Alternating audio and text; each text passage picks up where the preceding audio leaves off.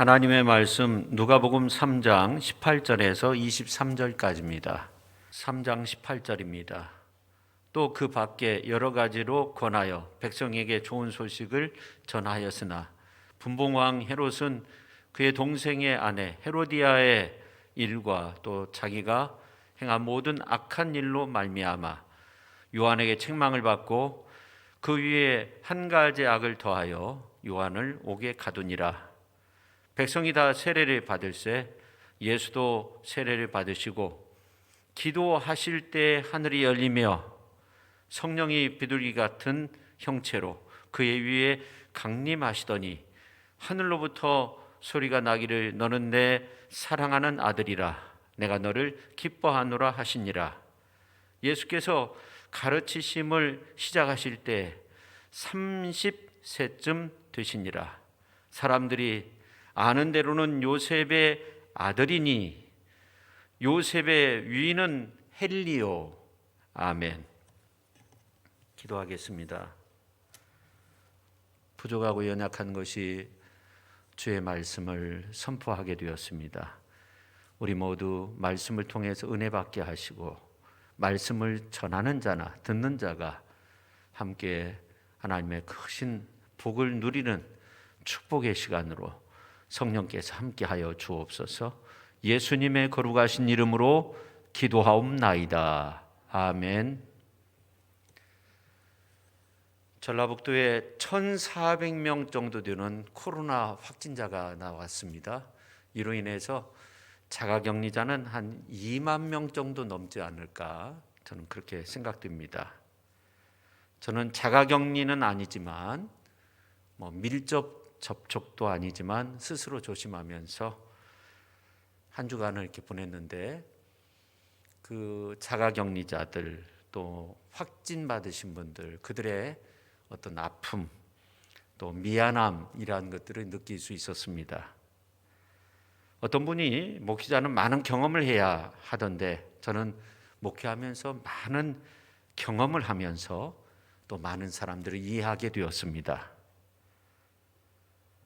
지난 주일에는 이제 집에서 유튜브를 통해 예배를 드리며 현재 교인들의 어떤 믿음의 상태 이러한 것들도 생각해 보았습니다.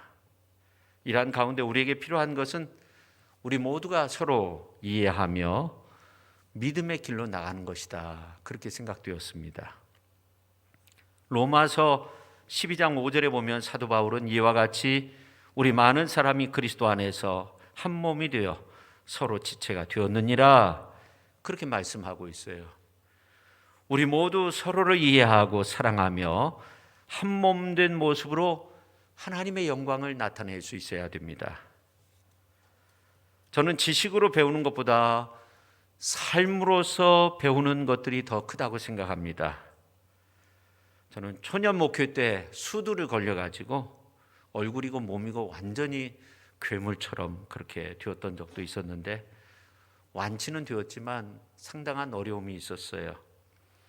그런 경험을 할 때 주일학교 다닐 때 청소년기 또 그 청년 때 은혜 받을 때 그런 기도를 했었거든요. 주님, 구레네 사람 시몬처럼 주님이 십자가상에서 느꼈던 그 아픔 가운데 하나인 주님의 못에 박힌 그 못을 손에 박힌 그 못을 하나 정도 뺄 수 있게 해달라고 그런 간절한 기도를 드렸어요. 그때는 왜 그런 기도를 했는지 몰라요. 근데 기도도 참 잘해야 되겠다 그런 생각을 했어요. 야곱이 바로 앞에 섰을 때 이런 말을 하죠. 내 나그네 길의 세월이 130년이니이다. 내 나이가 얼마 못 되니 우리 조상의 나그네 길의 연주에 미치지 못하나 험악한 세월을 보내었나이다. 하나님은 저를 연단시켜서 이 성도님들의 큰 아픔을 어느 정도 이해하게 만들고 또 잘 이길 수 있도록 기도하게 만드시는 것 같습니다. 저는 이것을 인생을 알아간다, 또 인생을 배워간다 그렇게 표현하고 싶어요. 제가 왜 서두에서 이런 말씀을 드리냐면 오늘 이제 말씀을 통해서 저와 여러분이 세례 요한의 삶의 모습을 보면서, 특히 예수님의 삶의 모습을 살펴보면서 우리가 정말로 배워가야 되는 삶의 모습들이 있습니다. 저는 오늘 종려주일, 고난주일을 보내면서 우리 성도님들이 말씀 속에서 이 세례 요한과 예수님의 삶의 모습, 또 성경 저자 누가가 기록한 그런 말씀들을 통해서 우리가 정말 소중한 것들을 배워갈 수 있는 그런 은혜의 시간이 될 수 있기를 간절히 축원합니다. 남만주 철도회사의 이사장이었던 다나카 세지로라는 그러한 사람이 있었는데, 당신이 지금까지 만난 사람 중에 누가 가장 훌륭한 사람이었습니까? 그렇게 질문을 받았을 때, 오래전이지만 분하지만 안중근입니다. 그렇게 대답을 했다는 거예요. 안중근이 죽인 이토 히로부미의 대단한 총애를 받았던 사람이었고, 그 당시 일본인 가운데 가장 국제적인 그러한 인물이었는데, 그가 안중근을 제일 훌륭한 인물로 꼽았습니다. 다시 말해서 안중근을 통해서 배울 점이 너무나 많았다는 거죠. 타가노 야스노가 쓴 안중근이라는 그러한 책이 있는데, 거기에 보면 이 안중근 의사는 감옥 속에서도 아주 최고의 대우를 받았다고 해요. 과일도 끼니 때마다 나왔고 속옷, 이불 전부 다 지급을 받고 최고의 대우를 받았다는 거예요. 어떤 사람은 이 일본 사람인데 안중근의 휘호를 가보로 보관하고 있다는 거죠. 그러니까 이 사형수이면서도 일본 사람들의 큰 대우를 받았던 것은 그의 주장과 태도를 보니까 너무나도 훌륭하고 사형수지만 배울 점이 있다는 거예요. 저는 오늘 이제 말씀의 제목을 우리가 배워야 할 것 이렇게 잡았는데, 오늘 이제 말씀을 살펴보면서 우리가 배워야 할 것은 무엇인가 함께 은혜 받는 시간을 갖고자 합니다.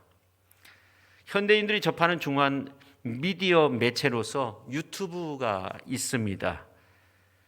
특별히 대중매체에 대한 신뢰성이 떨어졌을 때 사람들은 진짜 뉴스는 유튜브에 있다 이렇게 생각한 적이 있죠.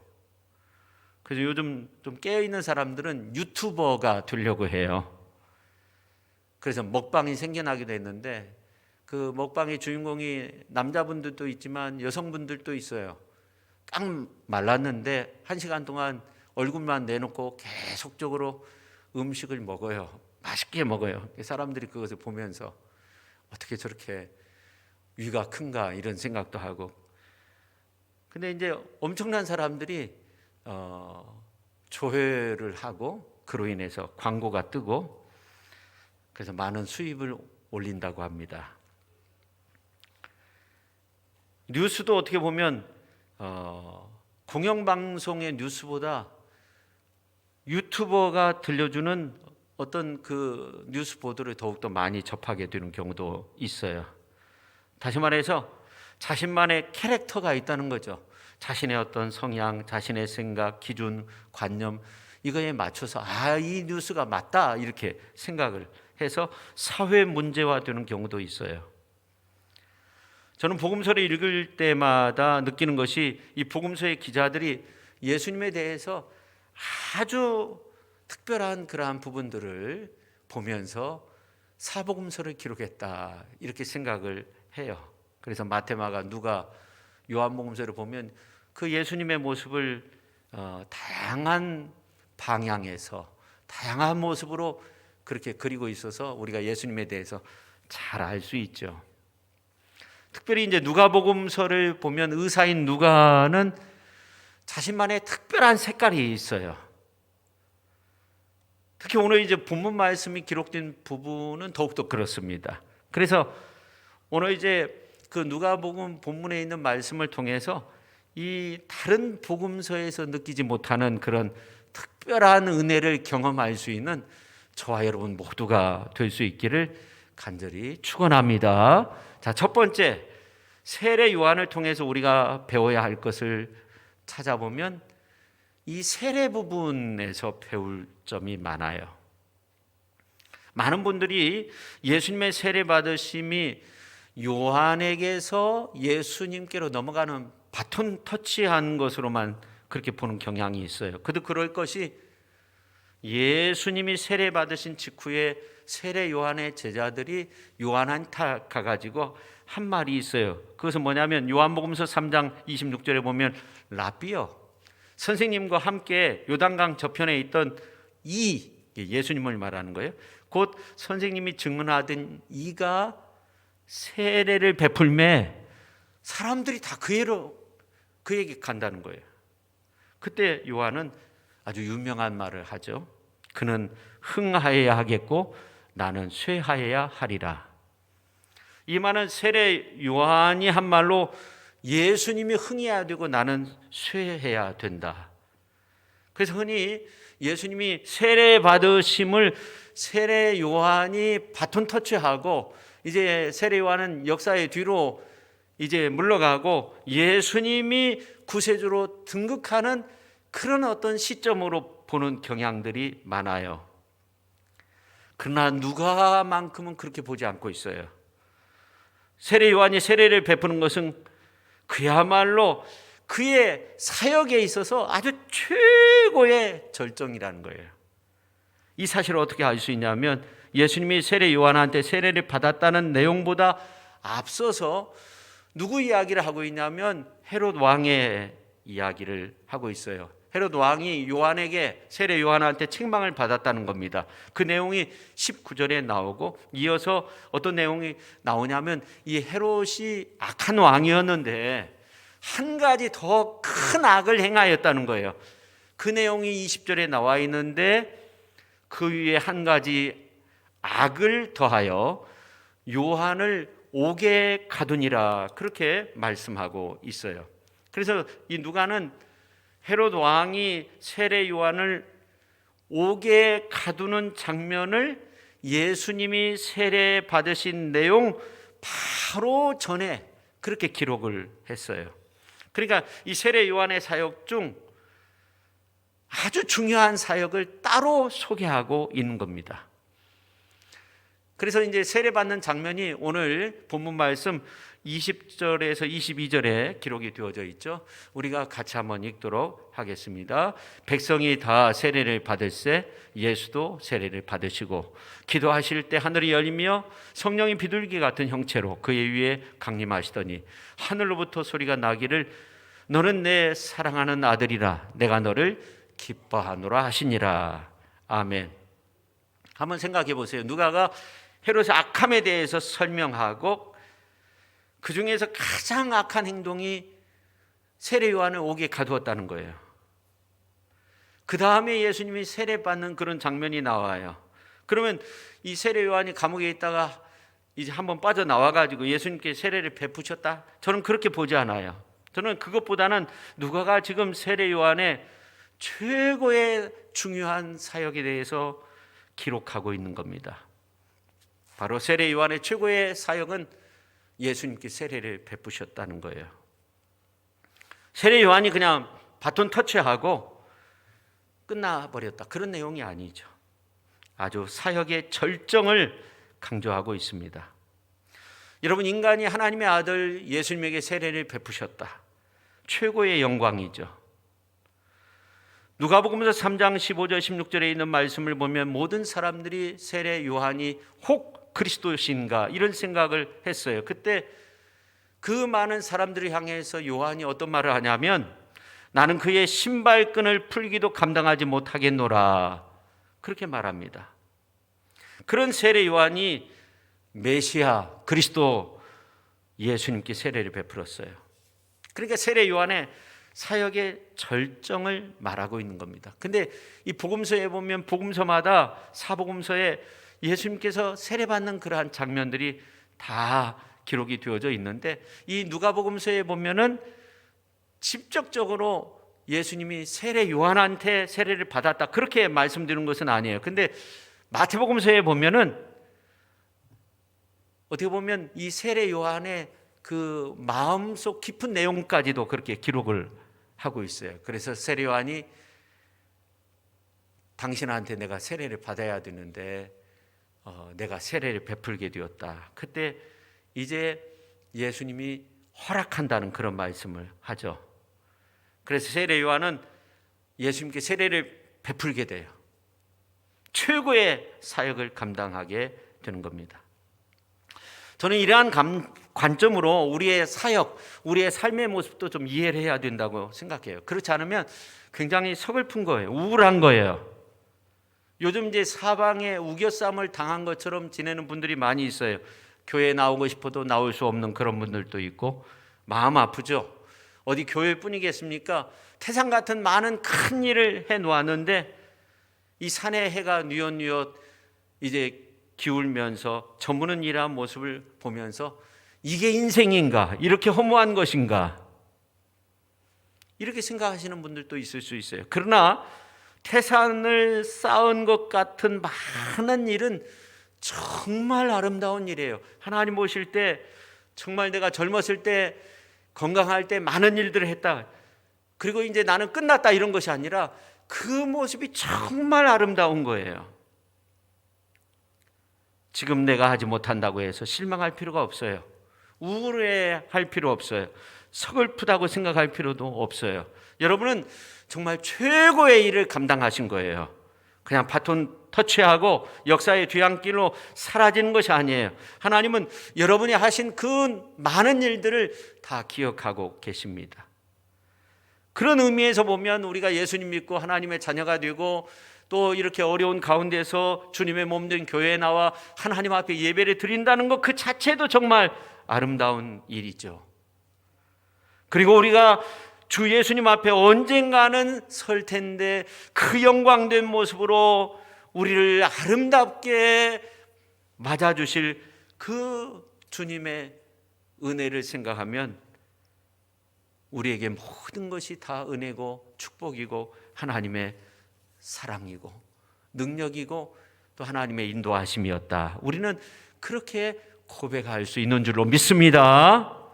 그 다음에 두 번째, 세례 요한이 광야에서 외치는 소리로서 30세 된 예수님이 이제 18년간의 침묵을 깨고 영광된 구원 사역을 시작할 수 있도록 했다는 거예요.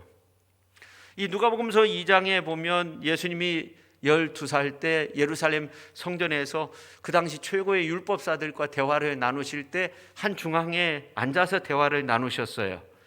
그리고 오늘 이제 말씀을 보니까 30세가 되어서 예수님은 18년간의 그러한 침묵을 깨시고 나타나셨어요. 근데 이제 누가복음서 12장 51절, 누가복음서 2장 51절에 있는 말씀을 보면은 예수님께서 나사렛에 가셔서 순종하면서 받드시더라 그렇게 말씀하고 있는데 이것은 예수님께서 18년 동안 가족들을 부양하면서 지내신 것으로 우리가 볼 수 있어요. 그리고 역사의 한 중앙에 오셨어요. 그리고 그 자리가 어떤 자리였는가 우리가 생각해 보면 그냥 영광된 자리가 아니었다는 거죠. 죄를 씻음 받는 세례 받는 그 자리에 오셨다는 거예요. 이러한 모습들을 복음서에서 서술하고 있는데 결국 주님의 사역은 무언가라고 했을 때 우리의 죄를 씻어주는 그런 사역을 감당하신 거예요. 자, 예수님께서 종려주일에 입성하실 때 정말로 우리 장로님도 기도하셨는데 낮고 천한 모습으로 그렇게 그 나귀 새끼를 타고 예루살렘 성에 입성하셨어요. 사람들은 호산나라고 외쳤어요. 이제 우리를 구원해 달라는 그런 의미가 있어요. 호산나 호산나. 이제 메시아로서 왕으로서 우리를 구원해 달라고 그렇게 외쳤어요. 그러나 예수님은 무슨 백마 타고 뭐 거대한 군대를 이끌고 예루살렘 성에 입성하신 것이 아니라 나귀 새끼 타고 입성하셨어요. 사람들은 외쳤어요. 막 겉옷을 펴고 종려가지를 꺾어가지고 흔들면서 앞에 까이고 앞에서 가면서 또 뒤에서 따르면서 호산나 호산나 막 그렇게 외쳤어요. 이제 구원해 달라는 거예요. 그런데 예수님은 가장 낮은 자의 모습으로 평화의 왕으로 입성하신 거예요. 근데 예수님이 이제 사역을 시작하면서 맨 처음 간 곳이 세례 요한이 세례를 베푸는 장소, 죄 씻음 받는 그런 장소에 가셨다는 거예요. 근데 참 놀라운 것은 이렇게 예수님이 우리의 죄를 다 씻어주시는 구원의 주라는 사실을 강조하기 위해서 누가는 이제 예수님이 세례받는 그러한 장면에 이어서 어떤 것을 기록하고 있냐면, 참 놀라웁게 오늘 이제 말씀을 보면 누가는 뭘 기록하고 있어요? 족보를 기록하고 있다는 거예요. 마태는요, 마태복음서 1장 1절부터 시작해서 예수님의 족보를 기록했어요. 그래서 마태는 이제 아브라함의 후손, 유대인의 왕으로 다윗의 그 혈통을 이어받은 분이 예수님이다. 그래서 이스라엘의 왕으로 오셨지만 예수님이 메시아라는 이러한 사실을 강조해요.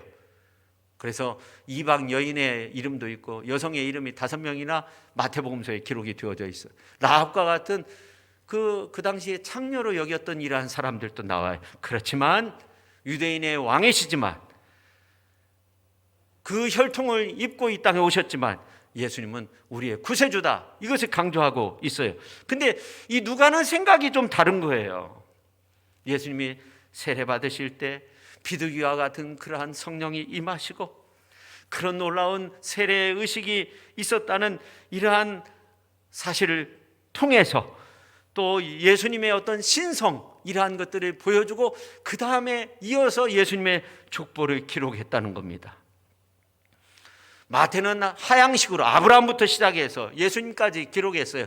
그러나 누가는 그렇지 않아요. 요셉의 아들부터 시작해요. 그러니까 요셉의 아들, 예수님이죠. 그 위를 말하고 있어요. 근데 재밌는 것은 뭐냐면 그냥 요셉의 아들 그렇게 하고 이제 그 유인은 오늘 이제 말씀을 우리가 다 읽진 않았지만 그 유인은 계속적으로 해서 기록이 되어져 있는데 헬라어 원문 성경으로 보면 이름만 쓰여져 있는 거예요. 계속적으로 요셉의 아들, 그 다음에 그 헬리 뭐 계속적으로. 그래서 이제 개정 성경으로 보면 77명을 써놓고 그 유인은 하나님이시다. 그냥 누구의 아들 그런 것도 없어요. 그냥 그 이름만 계속적으로 써놨어요. 근데 이제 세번역 성경으로 보면 78명이 나와요. 이것은 이제 사본에 따라서 차이가 있다는 거예요. 뭐 사회 사본, 어디 사본 그런 차이가 있다는 거예요. 근데 누가가 이렇게 기록한 것은 인간 예수가 하나님의 아들이다, 이것을 강조하고 있는. 그래서 그 끝을 보면 아담이 나오고 그 다음에 하나님이 나오잖아요. 하나님의 아들 예수님이 인간의 육신의 몸을 입고 이 땅에 오셨다는 겁니다. 누가가 강조하는 것은 우리 예수님은 바로 하나님의 아들이시고 또 인간이 되신다는 것. 그리고 우리가 정말로 본받아야 될 분, 신앙의 표본, 정말 우리 신앙의 본이 되시는 분 예수님이시다 하는 것을 우리에게 말씀하고 있어요. 그래서 세 번째, 예수님은 먼저 씻음의 자리에 죄 씻음의 자리에 오셨는데 그래서 낮아짐의 그 은혜를 보여주셨다는 것이 참 중요한 거예요. 일본의 흑인 혼혈아 구원을 위해서 힘썼던 사와다 미기라는 그런 여성이 있었는데, 아시다시피 일본에도 그 미군들이 우리나라보다 훨씬 더 주둔해 있잖아요. 많은 미군들. 그 중에는 이제 흑인들이 있고 그러다 보니까 흑인 혼혈아들이 생겨나게 된다는 거예요. 그래서 이 여성은 일찍이 그 흑인 혼혈아들을 위해서 자기의 일생을 바쳤는데, 근데 이제 고아들, 특별히 이제 그런 아이들을 돌보았는데 이 고아원에서 나가면은 사람들이 손가락질 하는 거예요.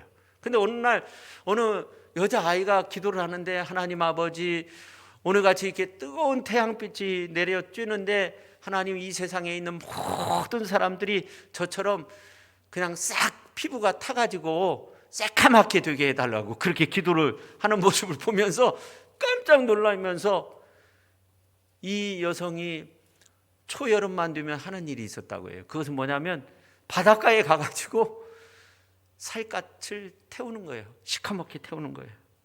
고아들과 같은 그 모습으로 호녀라처럼 그렇게 살갗 피부를 태우는 일을 했다고 해요. 근데 참 놀라운 것은 뜨거운 햇빛에 피부가 새카맣게 타는 이러한 모습들을 보면서 한 가지 중요한 생각이 떠올랐다고 하는데 그게 뭐냐면 죄 있는 자와 함께 하기 위해서 예수님이 사역을 시작하면서 맨 처음 요단강으로 가서 세례를 받으시는 그 모습이 뼛속 깊이까지 그 타는 살갗 그 속에 뼛속 깊이까지 그 은혜를 느끼게 되었다는 거예요. 죄가 없으신 분이 왜 세례를 받으셨는데 그 전에는 몰랐는데 막 피부가 새카맣게 타는 모습을 보면서 아 그랬구나. 우리도 죄인인데 예수님도 죄인의 자리까지 낮아지셨구나. 이런 생각을 하면서 큰 은혜를 느끼게 되었다고 합니다. 예수님은 우리처럼 되기 위해서 하나님의 아들이지만 이 땅에 오셔서 그리고 세례를 받으신 거예요. 누가는 그것을 강조하고 있는 거예요. 그래서 우리들도 기도의 제목이 주님 우리가 형편이 달라도 우리는 주님 안에서 한 가족입니다. 한 지체입니다. 우리가 하나 되어야 합니다. 그런 어떤 낮아짐의 어떤 기도 이러한 것도 우리에게 필요할 줄로 믿습니다. 그 다음에 네 번째 참 중요한 건데 우리 예수님은 기도의 종의 모습을 보여주셨다.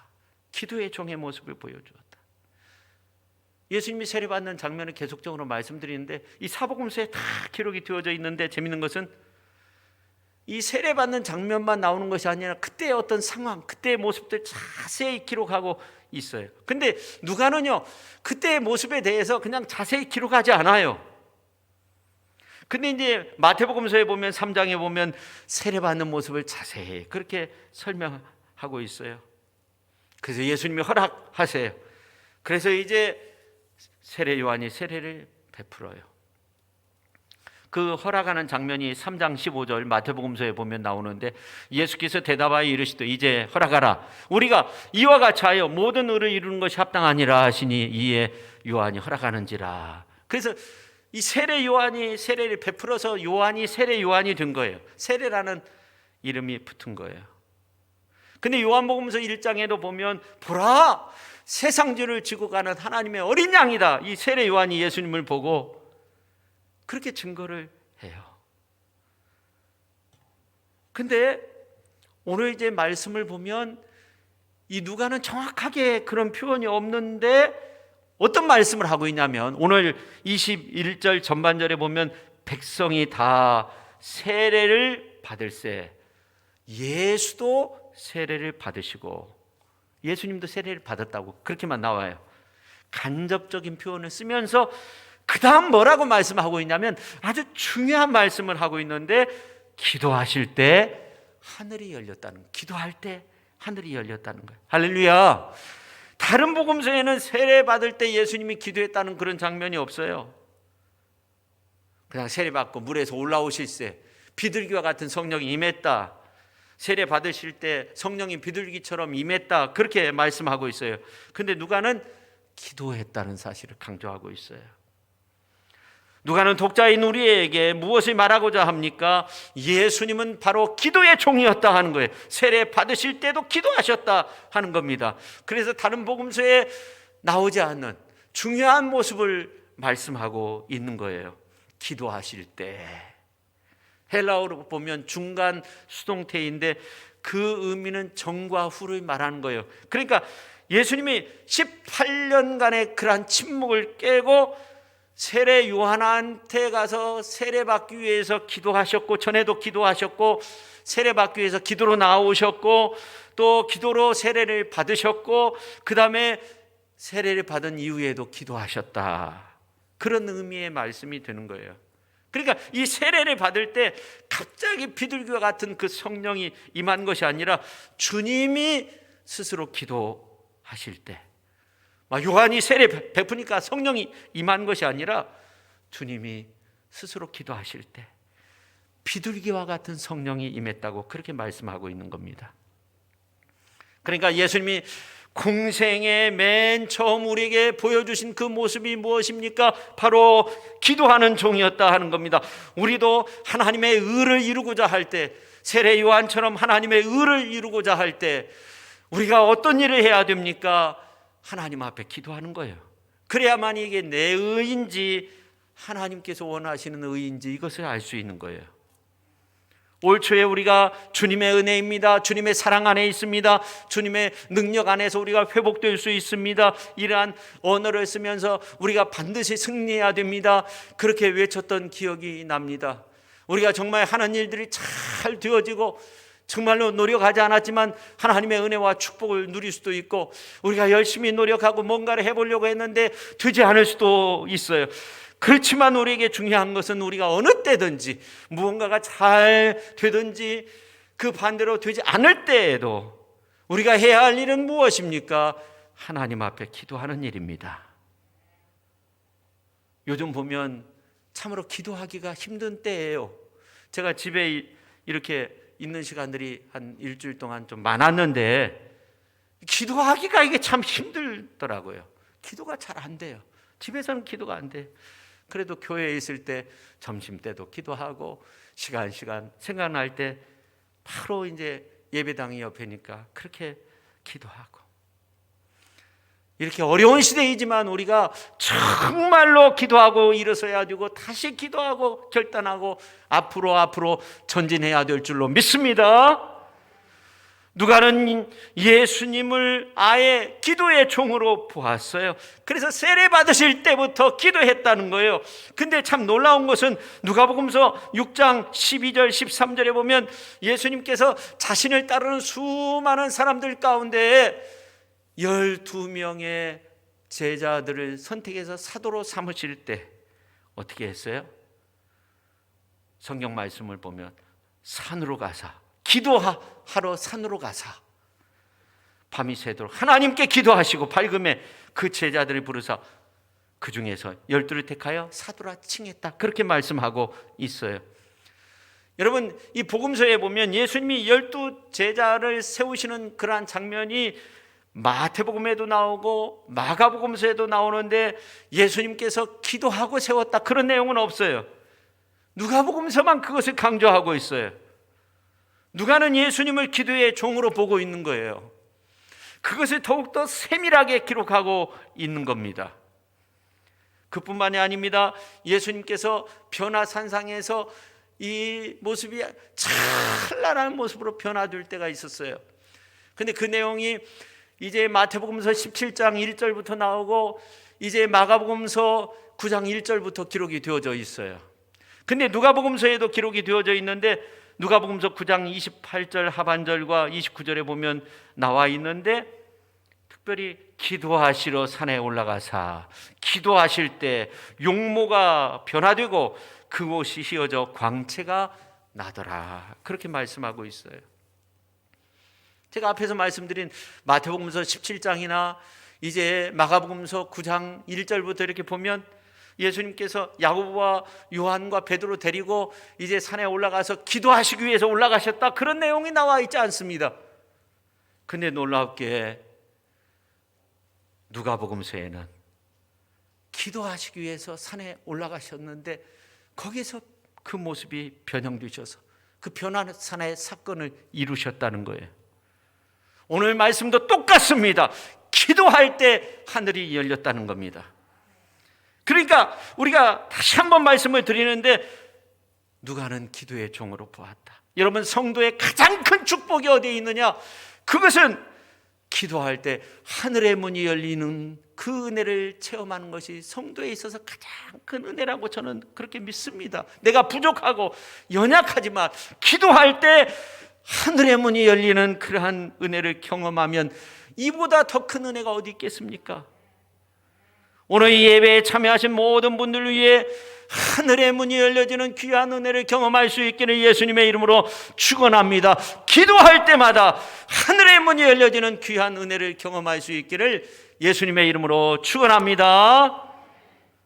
올 한 해 정말 변화가 이루어졌으면 좋겠고, 정말로 이 닫혀진 문이 열려졌으면 좋겠고, 정말로 하는 일이 잘 되었으면 좋겠고, 하나님의 보호하심 가운데 살면 좋겠고, 그러면 어떻게 해야 돼요? 하나님 앞에 기도해야 됩니다.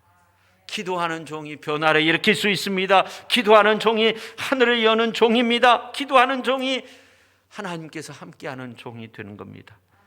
여러분, 기도로 승리하는 저와 여러분 모두가 될 수 있기를 예수님의 이름으로 축원합니다. 이제 말씀을 마치려고 하는데, 태평양을 횡단하다 태풍을 만나서 배가 산산조각이 났어요.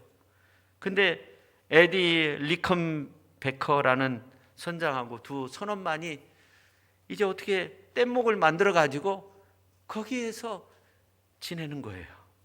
망망대해 표류하면서 한 달 동안 인간이 겪는 모든 고통을 다 겪었다고 해요. 뜨거운 태양빛, 마실 물도 없고, 밤에는 너무나 춥고 상어가 나타나기도 하고, 정말 두려움과 공포의 연속이었죠. 언제 죽을지 모르는 그런 상황 속에 있을 때. 근데 이들은 정말 훌륭한 크리스찬들이었다고 해요. 그래서 이 세 사람이 하나님 앞에 간절히 기도했다고 해요. 할 일은 별로 없어요. 그냥 그 뗏목처럼 만들어진 그 위에만 있는 건데, 참 놀라운 것은 통통한 갈매기가 그 뗏목 위에 어디서 왔는지 모르는데 가만히 앉아 있는 거예요. 그래서 그것을 잡아가지고 그것을 먹고, 또 일부러 남겨가지고 어떻게 낚시를 해가지고 물고기를 잡아서 그것을 먹고, 너무나 목말라서 다 죽게 되었을 때는 하늘에서 막 비가 쏟아지고 목을 축이고, 그뿐만 아니라 너무나 막 더울 때는 이제 구름 기둥이 다 이렇게 가려가지고 시원하게, 그래서 한 달을 보냈는데 지나가는 배에 의해서 발견돼 가지고 살게 되었다는 거예요.